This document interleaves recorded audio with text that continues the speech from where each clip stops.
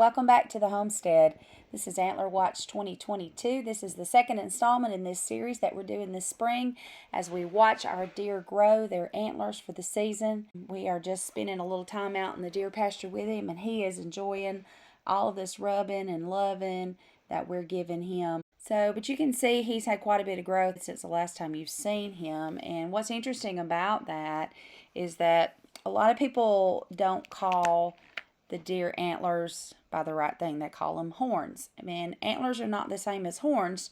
Just a fun fact that horns are never lost by an animal, and they continuously grow because they've got a core of live tissue that just continuously grow. White-tailed deer have antlers, and antlers are different from horns because antlers do fall off at the end of every season, and they're regrown in the spring and the summer. And what is really cool about their antlers is that antlers are some of the fastest growing tissues on earth that's known to man, and they don't grow at a consistent rate. Most of the growth does happen in spurts, and there's been a lot of studies conducted trying to figure out to see exactly how this process works.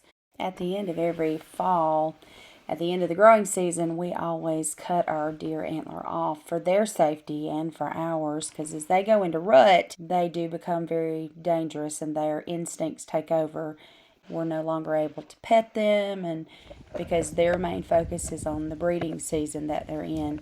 And Randy, last year, even though we'd cut his antlers off, he attacked me and got me down, pushed me up against a fence.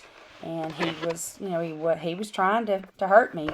But luckily, we had his antlers cut off, and they're about the same length now that they were when we cut them off. And I carried some serious bruises for several weeks because of his antlers. We also cut them off not only, as I said, for our safety, but for theirs, because if you leave the horns on them, then they will start using their horns against other deer. Now, these guys are all Randy's sons that you're looking at, and they are what we call yearlings. They're not quite a year old. Most of them were born in May and June of last year, but usually a deer is called a yearling until it's about a year to a year and a half old. We've got these guys in the background.